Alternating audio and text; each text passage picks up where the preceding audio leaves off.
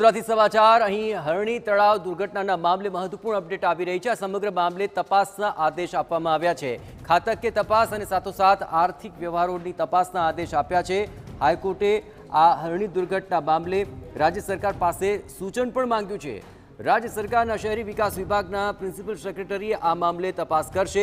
Contract सहितनी बाबतोमां योग्य तपास करवा माटे हाईकोर्टे आदेश आप्यो छे अने तात्कालिक धोरणे कमिटीनी रचना राज्य सरकारने करवा माटे निर्देश आप्या छे। વધુ વિગતે વાત કરવા માટે જોડાઈ રહ્યા છે ટીવી સંવાદદાતા રોનક શું છે મહત્વપૂર્ણ વિગતો? बिल्कुल थी वडोदरा हरणी बोट दुर्घटना कांड जेमां 14 लोकोए पोताना जीव गुमाव्या हता, जेमां 12 मासूमोनो समावेश थाय छे। आ घटना बाद गुजरात हाईकोर्ट द्वारा सुओ मोटो अरजी छे ते लेवामां आवी हती।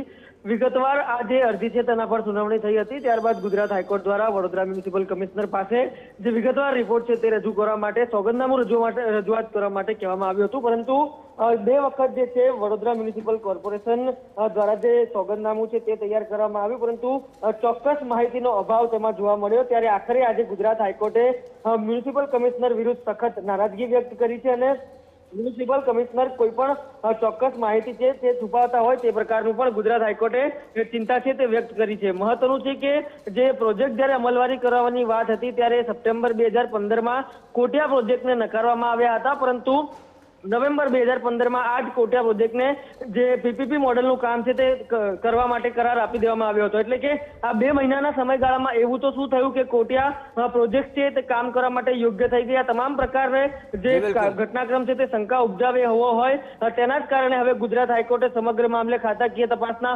આદેશ આપ્યા છે। રાજ્ય સરકાર પાસે સૂચન માંગતા કહ્યું છે કે આ સમગ્ર મામલે નિષ્પક્ષ તપાસ કોણ કરી શકે। ત્યારે રાજ્ય સરકાર વતી એડવોકેટ જનરલ કમલ ત્રિવેદીએ જે શહેરી વિકાસ વિભાગના પ્રિન્સિપલ સેક્રેટરીનું નામ છે તે સજેસ્ટ કર્યું છે। આજ જે હવે કમિટી છે તે થોડા દિવસમાં રચાઈ જશે અને આગામી 2 થી 2.5 મહિના જેટલા સમયમાં જે તપાસ કમિટી છે તે યોગ્ય તપાસ કરશે। આર્થિક મામલે કેવા કેવા વ્યવહારો થયા છે, આ ઉપરાંત ટેકનિકલ બાબતોમાં શું થયું છે તે તમામ બાબતે એક ચોક્કસ અહેવાલ રજૂ કરવામાં આવશે। આભાર રોનક। તો તાત્કાલિક ધોરણે કમિટીની રચના રાજ્ય સરકારને કરવાની રહેશે તેના નિર્દેશ આપ્યા છે। આપને ખ્યાલ છે તે મુજબ હરણી બોટ દુર્ઘટનામાં 14 લોકોએ પોતાના જીવ ગુમાવ્યા હતા।